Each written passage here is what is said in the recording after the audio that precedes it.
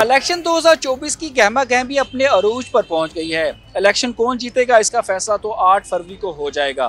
फैसलाबाद की सियासत की बात करें तो फैसलाबाद में कौमी असम्बली की 10 नशिस्तें हैं, जबकि सूबाई असम्बली की 21 नशिस्तें हैं, जिसके लिए तमाम सियासी जमातों ने अपने अपने उम्मीदवार फाइनल कर लिए हैं।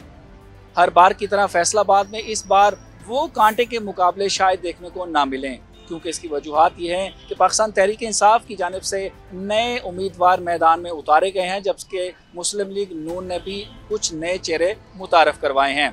फैसलाबाद में जो 10 कौमी हलके हैं, इनमें से 5 कौमी हलके शहरी हलकों में तस्वर होते हैं और 5 कौमी हलके जो है वो दही इलाकों में शुमार होते हैं। NA 100 से अगर हम शुरू करते हैं तो NA 100 में जो मुकाबला है वो साबिक वफाकी वज़ीर दाखिला राना सनाउल्लाह का है और उनका मुकाबला है पाकिस्तान तहरीक इंसाफ के हुमायत याफ्ता निसार जट से, जबकि पाकिस्तान पीपल्स पार्टी की सिदरा बंदेशा भी मैदान में है।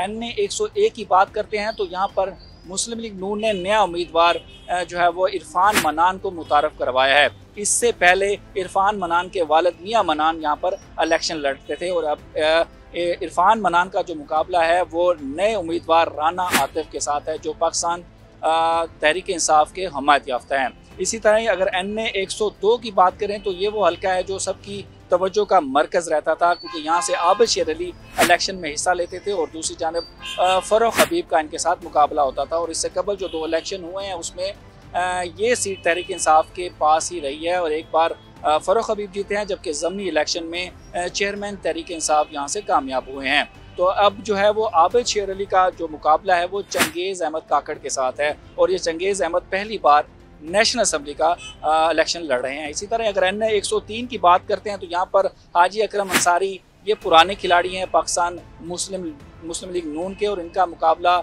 एक नए उम्मीदवार अली सरफराज से है, जो पाकिस्तान तहरीक इंसाफ के हमायत याफ्ता हैं। इसी तरह अगर हम NA 104 की बात करें तो ये वो हल्का था जहाँ पर राजा रियाज को टिकट दिया गया था और काफ़ी इस पर जो है वो मुस्लिम लीग नून ने सोच विचार की और फिर ये फाइनल हुआ कि राजा रियाज को टिकट दी जाए।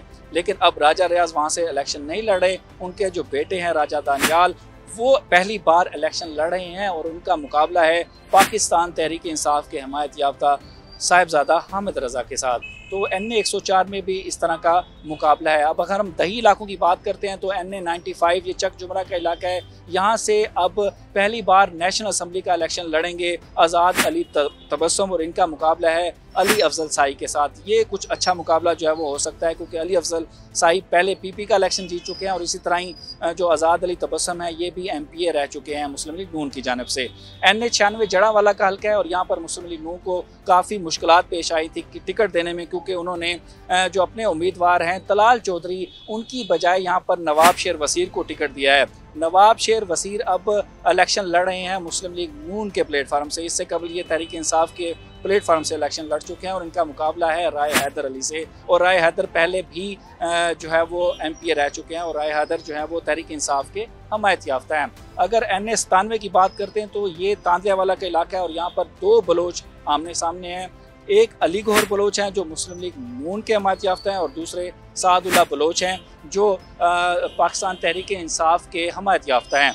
तो ये NA 97 में मुकाबला होने जा रहा है। और NA 98 की अगर हम बात करते हैं तो यहाँ पर ये समंदरी का इलाका है और यहाँ से हर बार शहबाज बाबर जो है वो आराम से जीत जाते हैं।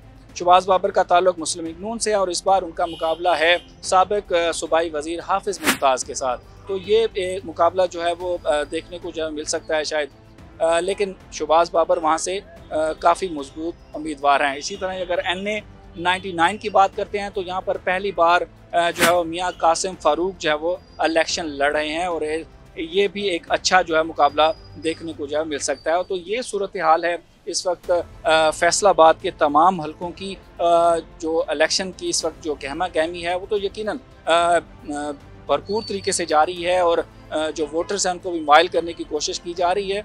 तो देखना यह है कि 8 फरवरी को किस तरह का ये मुकाबले रहते हैं, क्योंकि अभी सूरत हाल जो इसी तरह ही चल रही है।